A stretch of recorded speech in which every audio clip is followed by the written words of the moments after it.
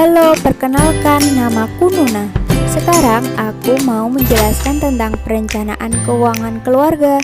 Perencanaan keuangan keluarga sangat penting dilakukan untuk mencapai tujuan keluarga, seperti membeli perhiasan, membeli mobil, atau pergi menunaikan ibadah haji. Perencanaan keuangan juga dilakukan mulai dari anak-anak, remaja, dewasa, hingga lansia. Kita harus bekerja. Dengan bekerja, kita akan mendapatkan honor, tunjangan, dan lain-lain. Kita juga bisa mendapatkan gaji. Dari pendapatan tersebut akan dialokasikan pada lembaga keuangan seperti bank, BMT, koperasi, dan lain-lain. Semua pendapatan yang didapatkan oleh keluarga tersebut berbentuk uang tunai.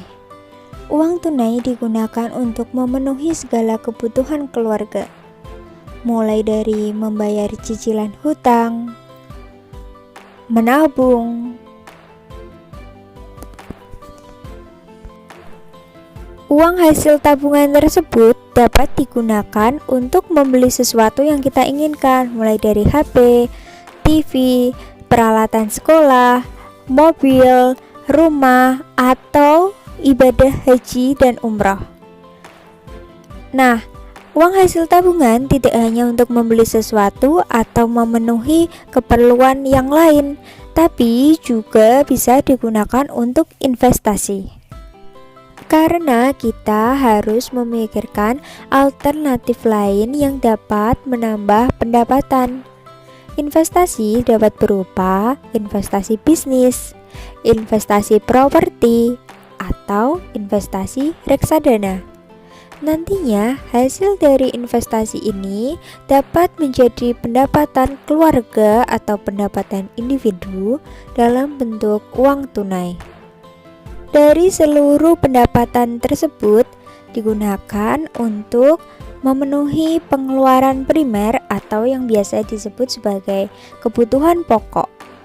Contohnya seperti membayar listrik, membayar iuran sekolah, membeli pulsa, membayar rumah, membeli bensin, membeli makan, atau beramal.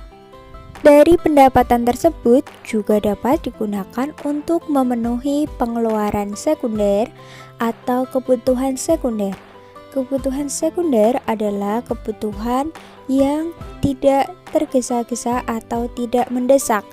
Sifatnya menunjang kebutuhan primer, seperti membeli buku, untuk berolahraga, atau berlibur bersama keluarga.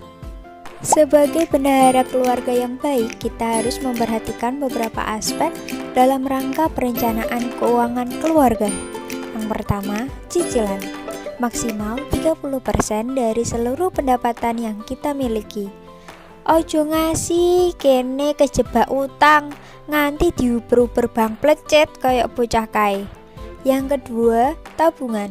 Minimal 10% dari seluruh pendapatan yang kita miliki. Jika lebih banyak, maka lebih baik. Yang ketiga, investasi. Minimal 10% dari pendapatan yang kita miliki. Podo karo tabungan, luwih akeh, luwih apik. Yang keempat, pengeluaran primer. Maksimal 35% dari seluruh pendapatan yang kita miliki. Ojo ngasih kene podo blonjo barang kang ora migunani. Lak marake mubazir to yo. Lifestyle utawa mejeng. Yo awake dhewe kudu kerja, kudu nabung, tapi ojo lali mejeng barang. Maksimal 15% dari pendapatan yang kita miliki. Biasanya digunakan untuk hiburan, liburan, memenuhi hobi, refreshing, dan sebagainya. Sekarang Sekarang kita belajar dari keluarga Pak Tejo dan Bu Tejo. Kenapa bisa sekaya raya itu? Apa mereka itu perencanaan keuangannya baik? Apa Pak Tejo main judi? Kok iso jenengan ngomong ke aku ngomong enak wae. Bapakne bocah-bocah kuwi lek golek dhuwit cetha le halal. Ampun Bu Tejo, saya ini cuma mau belajar. Gimana kok bisa kayak Bu Tejo, kaya raya gitu loh. Nah, jadi ceritanya keluarga Pak Tejo memiliki 2 orang anak, laki-laki dan perempuan. Pak Tejo bekerja sebagai peternak sapi. Sebagai seorang yang solutif, Bu Tejo melakukan perencanaan keuangan keluarga. Sebagai seorang yang solutif, Bu Tejo memulai perencanaan keuangan keluarganya dengan cara menilai dan menghitung harta benda yang dimilikinya terlebih dahulu.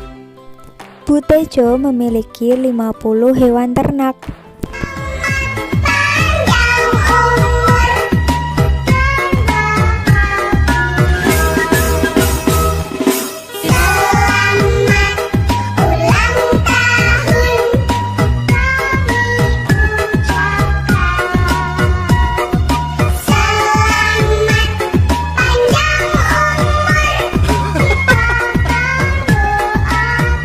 Tejo juga memiliki 2 motor.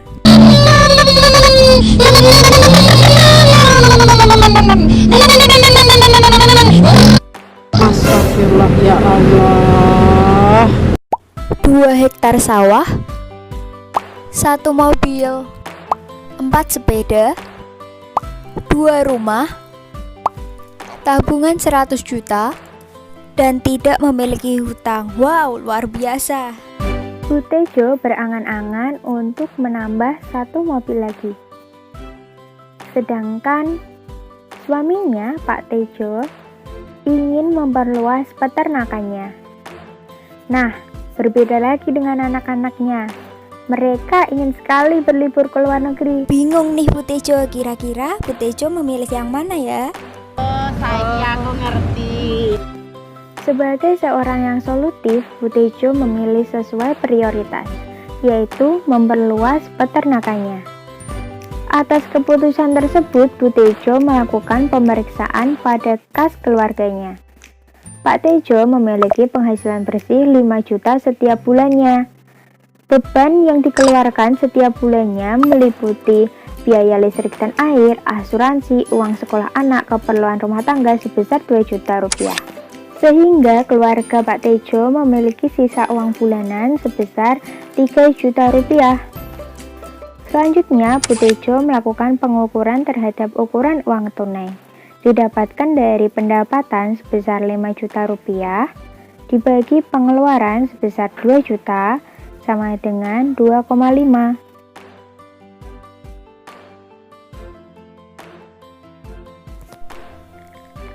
Sisa uang yang dimiliki Bu Tejo selalu ditabungkan, sehingga kita dapat mengukur ukuran menabung. Didapatkan dari sisa uang dibagi total penghasilan dikali 100%, sama dengan 3 juta dibagi 5 juta sama dengan 60%. Dilihat dari ukuran uang tunai Bu Tejo bernilai 2,5, artinya ini masih kurang baik karena idealnya ukuran uang tunai adalah sebesar 4. Selanjutnya, karena Bu Tejo rajin menabungkan uang sisa pengeluaran setiap bulannya, maka ukuran menabung Bu Tejo 60%, artinya lebih tinggi dari standar idealnya, yaitu lebih tinggi 10%. Bu Tejo ingin sekali memperluas peternakannya dengan anggaran yang dibutuhkan sebesar 50 juta, sehingga ia membuat perencanaan keuangan terlebih dahulu untuk mencapai tujuannya. Bu Tejo mengurangi pengeluarannya di sisi keperluan RT, sehingga ia dapat meningkatkan proporsi tabungannya dari yang awalnya 60% menjadi 75% dengan nilai 3.750.000, sehingga diperkirakan Setiap bulannya ia menabung sebesar 3.750.000. Untuk mencapai 50 juta, maka dapat ditempuh selama 12 bulan setelah melakukan tabungan pertama kali. Manfaat perencanaan keuangan salah satunya adalah membuat keuangan keluarga sehat, tidak terlilit utang, dan terhindar dari nyanyian berikut ini. Anjine utang murah nganti suwe-suwe, jila esok sorene wis mbok balekke.